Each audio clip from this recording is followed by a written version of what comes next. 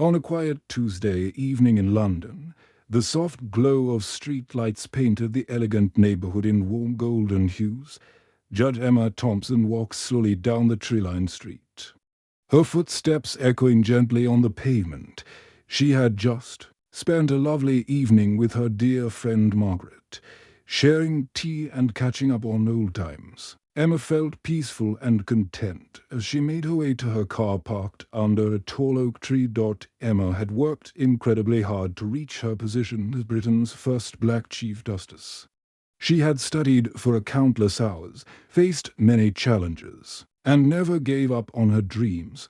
Tonight, however, she was not thinking about her important job or the cases waiting on her desk. She was simply a woman walking to her car after visiting a friend, enjoying the cool evening air and thinking about how grateful she was for good friendships down the street. Officer James Mitchell sat in his patrol car, watching the quiet neighborhood. James had been a police officer for 8 years, and he took pride in keeping the community safe. But tonight, something was different as his eyes scanned the area. They stopped on Emma's figure walking toward her car. Something about seeing her there bothered him, though he could not quite put his finger on what it was. Perhaps it was the way she moved so confidently through this expensive neighborhood. Perhaps it was his own assumptions about who belonged in such a place. James felt a strange uneasiness growing in his chest. Without really thinking about why, he decided she looked out of place. His prejudices, learned over many years and never properly examined, began to cloud his judgment. James started his patrol car and drove slowly toward Emma. He pulled over just as she reached her vehicle, his headlights casting long shadows across the street. Emma noticed the police car but was not worried. She had done nothing wrong and had every right to be there. "What are you doing here?" James demanded as he stepped out of his car. His voice was sharp and unfriendly, cutting through the peaceful evening air like a knife. Emma turned round, genuinely surprised by his aggressive tone. She had expected a polite greeting, perhaps a simple check to make sure everything was all right. Instead, she faced a man whose eyes held suspicion and hostility. "Good evening, officer," Emma replied, keeping her voice calm and respectful despite her confusion. "I was visiting a friend who lives in that house right there." She pointed toward Margaret's beautiful home with its bright porch light and well-tended garden. Her tone remained steady and polite, showing the grace and composure that had served her well throughout her career. "I need to see some identification," James said, stepping closer to Emma in a way that felt threatening and uncomfortable. His body language was aggressive, and his voice carried an edge that made Emma's heart begin to beat faster. Emma could sense the tension building, but she remained calm. She had faced difficult situations before and knew that staying composed was always the best approach. "Of course, officer. Here is my identification," she said as she reached into her purse slowly and carefully, making sure her movements were clear and non-threatening. James watched her every move with suspicious eyes. His mind was already made up about who he thought she was and what he believed she was doing there. He had allowed his prejudices to take control of his thinking, and now he could not see Emma as anything other than someone who did not belong. When Emma moved to get her phone so she could call Margaret to confirm her story, James completely misread the situation. His prejudices had wound him up so tightly that he saw danger when none existed. In that moment, he reacted with unnecessary and frightening force. "Don't resist," James shouted. Though Emma was not resisting at all, he grabbed her arm roughly and pushed her against her car with such force that she gasped in shock and pain. The metal was cold against her back, and she could not believe what was happening to her. Across the street, a neighbor named Sarah had been watering her flowers when she heard the commotion. Shocked by what she was seeing, she quickly pulled out her phone and began recording. She could hardly believe that such a thing was happening in a quiet neighborhood to someone who was clearly not causing any trouble. James handcuffed Emma roughly, completely ignoring her calm attempts to explain the situation. Emma's heart was racing now, not from fear of being caught doing something wrong, but from the terrible realization that she was experiencing injustice firsthand, despite the shock and pain. She forced herself to maintain her dignity. "I am a judge," Emma said quietly, her voice steady despite the circumstances. "This is a mistake, officer." James let out a harsh laugh that had no warmth in it. "Sure you are," he replied mockingly, his voice full of disbelief and contempt. He had already decided what kind of person he thought she was, and nothing she could say would change his mind in that moment. As James led Emma toward his patrol car, she walked with as much dignity as she could manage. She knew that this terrible mistake would eventually be corrected, but she also knew that the damage was already done. The video that Sarah was recording would soon show the world how prejudice and assumptions could lead to such terrible injustice. At the police station, the fluorescent lights buzzed overhead as Emma sat quietly in the small holding area. The hard plastic chair was uncomfortable, but she maintained her composure with the same dignity she showed in her courtroom every day. The walls round her were painted a dull grey color, and she could hear the sounds of officers talking and phones ringing in the distance. Emma had been allowed to make her one phone call. As was her right, she dialed the familiar number of her court office, and after a moment, she heard the voice of Robert, her trusted court clerk who had worked with her for many years. "Robert, this is Emma," she said calmly into the old phone. Her voice was steady and professional, showing no signs of the emotional turmoil she felt inside. "I need you to please inform the chief administrator that I have been detained at the London Metropolitan Police Station. There has been a serious misunderstanding, and they need to know where I am."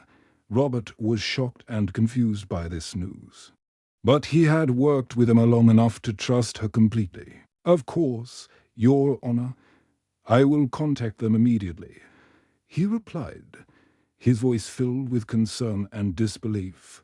Meanwhile, in another part of the police station, Officer James Mitchell sat at his desk filling out the paperwork for Emma's arrest. He was telling his fellow officers about what had happened, and his words revealed the deep prejudices that lived in his heart. James felt proud of himself, believing he had done good police work by arresting someone he thought was suspicious.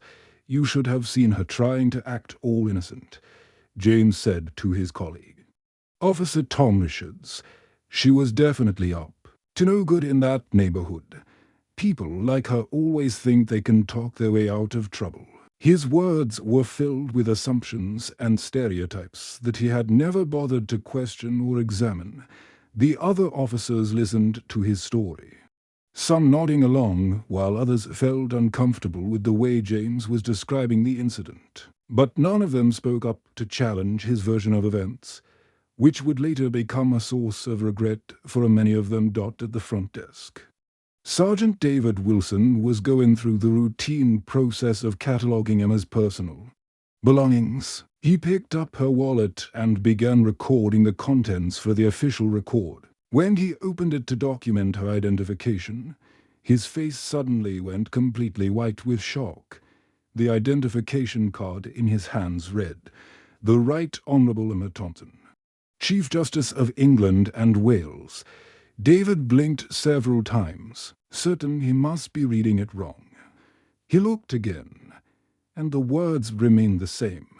His hands began to shake as the full meaning of what he was seeing hit him like a lightning bolt. "Oh no," David whispered to himself, his voice barely audible. "Oh no, no, no." He immediately picked up his phone and called Chief Constable William Harris at home, his fingers trembling as he dialed the number. Within 30 minutes, the police station had transformed from its usual quiet evening atmosphere into complete chaos. Chief Constable Harris arrived first, his face dark with anger and concern. He was followed quickly by several government officials who had been contacted about the situation. Mayor Patricia Brown rushed through the doors of the police station. Looking deeply worried and upset, she had been in the middle of dinner with her family when she received the emergency call, and she could hardly believe what she had been told. The news spread quickly through the station. Officers who had been going about their normal evening duties suddenly found themselves in the middle of a crisis that would make headlines round the world. Everyone was asking the same question. How could this have happened? Officer Mitchell was called into Chief Harris's office, where he found himself facing not just his boss, but several very serious-looking officials. The chief's face was red with anger, and his voice shook with disappointment as he spoke. "James, do you understand what you have done?" Chief Harris asked, his words heavy with the weight of the situation. "The woman you arrested tonight is not just any citizen. She is Chief Justice Emma Thompson, the highest-ranking judge in our entire country." James felt as if the floor had disappeared beneath his feet. His world seemed to crumble round him as the full impact of his actions became clear. The woman he had treated so poorly, the person he had mocked and dismissed, was one of the most important and respected people in Britain. I didn't know," James stammered, but even as he said the words, he realized how empty they sounded.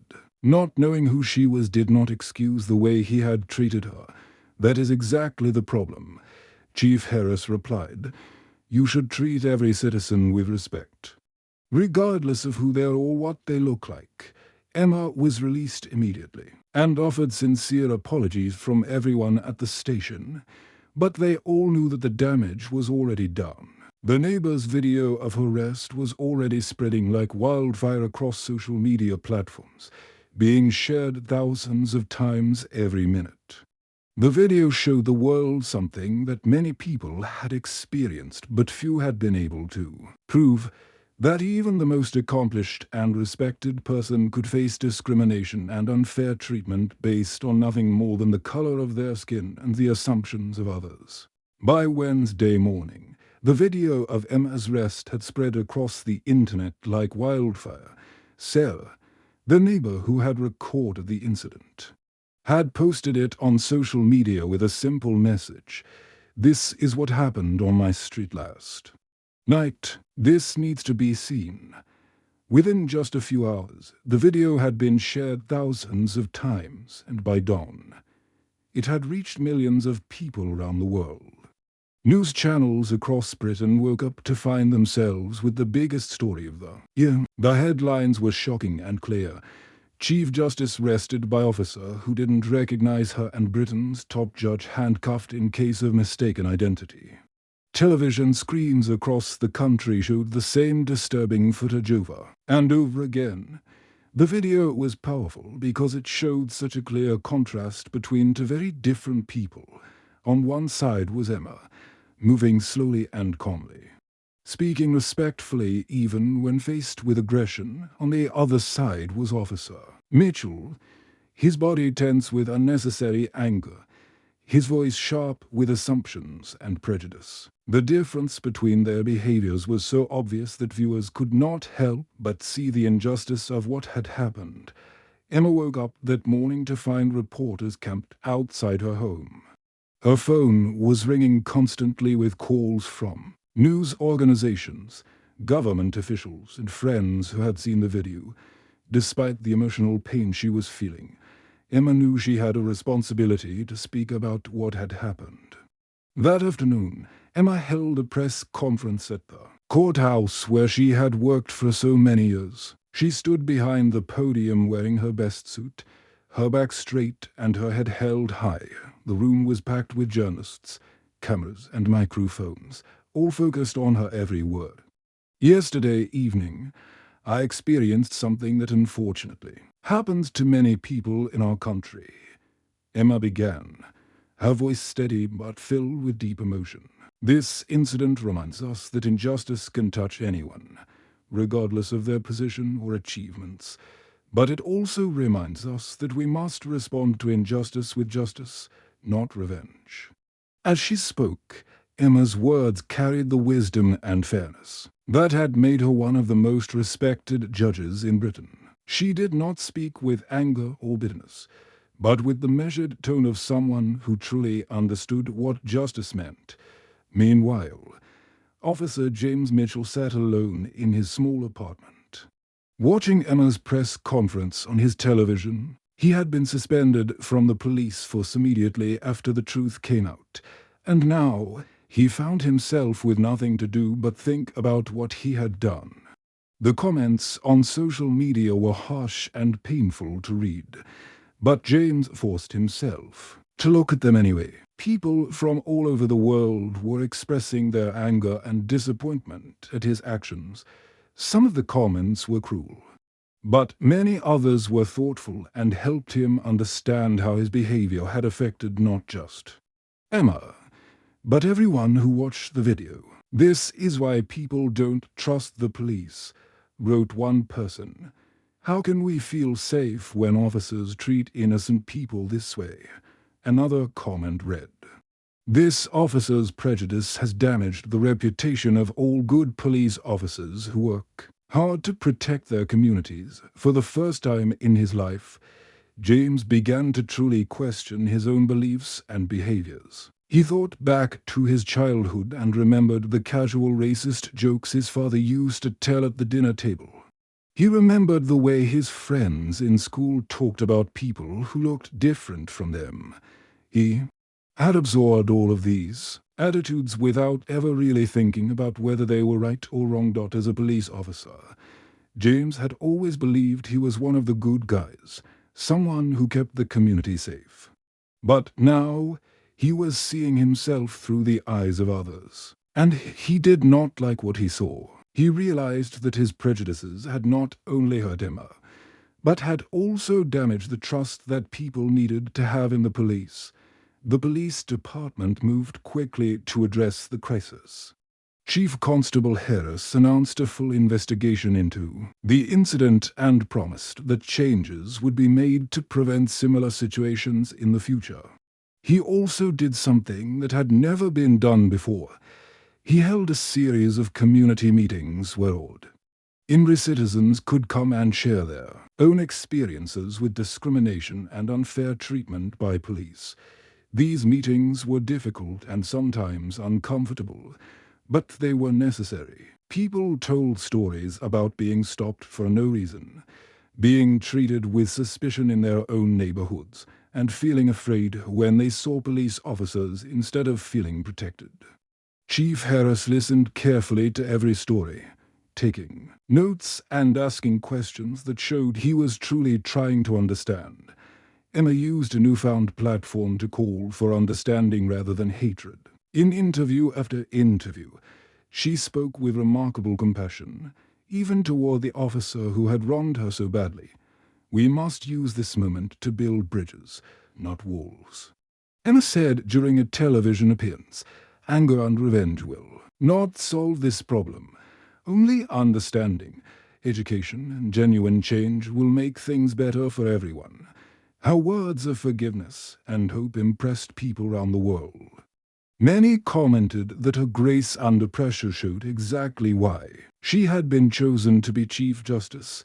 Even in her moment of greatest pain, she was thinking about how to make society better for everyone. 6 months after the incident, the trial of Officer James Mitchell began at the Old Bailey Courthouse in London.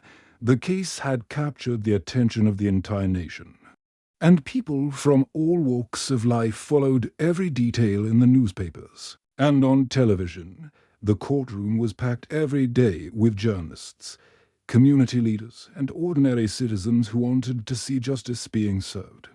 Emma arrived at the courthouse each morning wearing her finest clothes, walking with the same dignity she had shown on that terrible evening when she was arrested. She knew that millions of people were watching, and she wanted to represent herself and her community with grace and strength, despite all the pain she had endured. Emma was determined to use this moment to create positive change. When Emma took The witness stand. The courtroom fell completely silent. Everyone wanted to hear what she had to say about her experience. She spoke with the same measured wisdom that had made her one of Britain's most respected judges.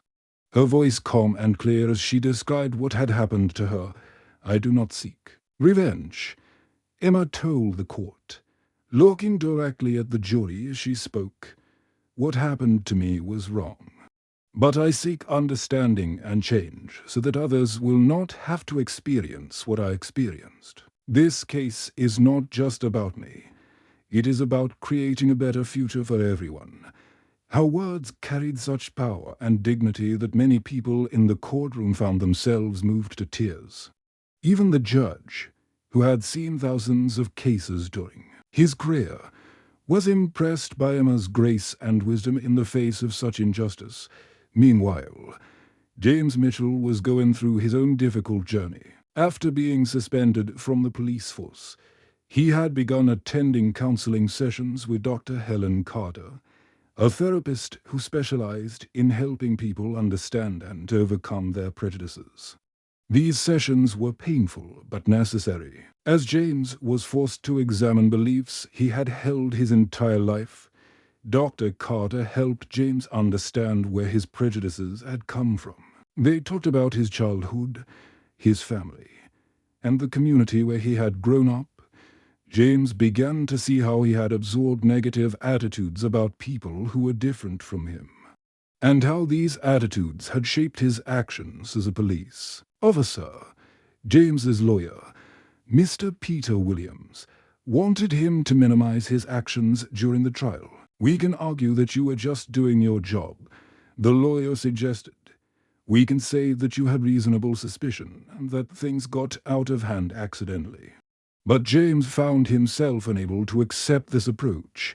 The counseling sessions had opened his eyes to the truth about what he had done, and he no longer wanted to hide behind excuses. He knew that Emma had been treated unfairly, and he wanted to take full responsibility for his actions. When James took the stand during a trial, he did something that surprised everyone in the courtroom. Instead of trying to defend his behavior or make excuses, he looked directly at Emma and offered a heartfelt apology. "I was completely wrong," James said, his voice breaking with genuine emotion. "I let my prejudices control my actions, and I hurt someone who deserved nothing but respect and courtesy. Chief Justice Thompson was doing nothing wrong that night. She was simply walking to her car after visiting a friend, and I treated her badly because of my own biases and assumptions." The courtroom was so quiet that people could hear James's voice shaking as he continued. "I have no excuse for what I did. I was a police officer, and I was supposed to protect and serve all citizens equally. Instead, I let my prejudices make me see danger where there was none. I am deeply sorry for the pain I caused." Emma listened to James's apology with careful attention. She could see that his remorse was genuine, and while his words could not undo the harm he had caused, she recognized that he was taking an important step toward becoming a better person. The community watched closely as the trial proceeded. Many people were angry and wanted to see James punished severely for his actions. But others were moved by his apparent change of heart and began talking about the possibility of redemption and second chance. Instead, after deliberating for 2 days, the jury found James guilty of assault and abuse of power. He was sentenced to 2 years in prison and was permanently dismissed from the police force. But more importantly, his genuine remorse and willingness to take responsibility sparked important conversations throughout the country about forgiveness, growth, and the possibility of change. Emma decided to turn her painful experience into something positive. She established the Thompson Foundation for Justice and Understanding, an organization dedicated to training police officers and building better relationships between law enforcement and the community. As they served, the foundation's mission was To prevent incidents like Emma's arrest from happening to others, local schools across Britain began incorporating new lessons about bias and fairness into their curricula. Children learned about treating all people with respect, regardless of their appearance or background. Police departments throughout the country started implementing new training programs based on the Foundation's recommendations. The changes were slow, and there was still much work to be done. But something important had shifted in British society. People were talking more openly about prejudice and discrimination. And many were committed to creating a more just and fair world for everyone. 2 years had passed since the terrible evening when Emma was arrested outside Margaret's house. The world had changed in many ways during that time.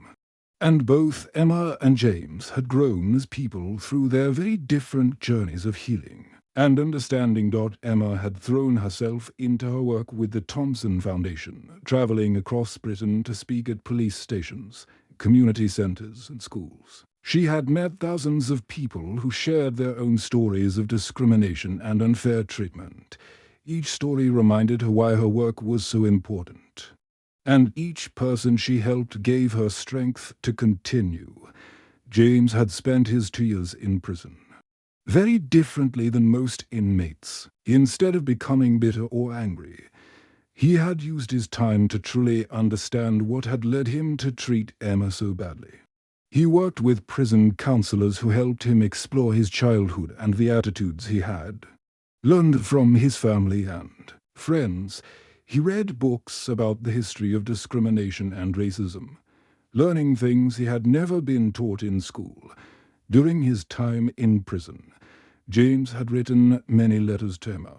In these letters, he tried to explain how sorry he was and how much he had learned about himself. He wrote about the books he was reading, the counseling sessions he attended, and his growing understanding of how his actions had hurt not just Emma, but his entire community.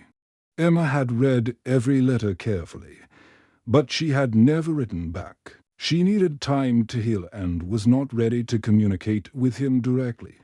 When James was released from prison, he was contacted by Dr. Sarah Phillips, who ran the local restorative justice program. This program helped people who had committed crimes meet with those they had hurt, but only when both people agreed and felt ready for such a meeting. Chief Justice Thompson has agreed to meet with you, Dr. Phillips told James during their first meeting. But this is not about forgiveness or making you feel better.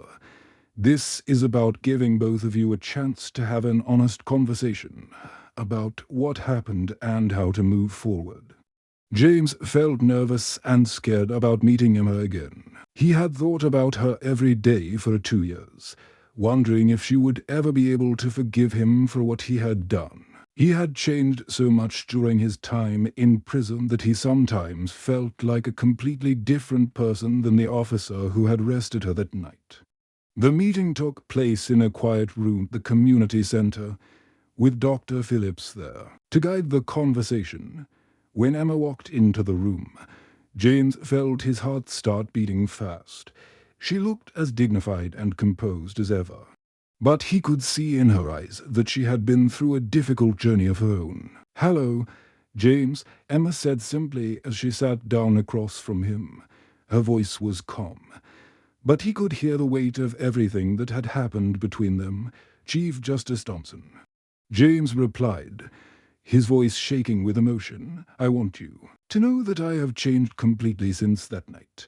I can never undo what I did to you, but I want to spend the rest of my life making sure it does not happen to other people." Tears began to fill James's eyes as he continued speaking. "I have learned so much about myself and about the harm that prejudice can cause. I understand now that what I did to you was not just wrong because you are an important person, but because every person deserves to be treated with respect and dignity."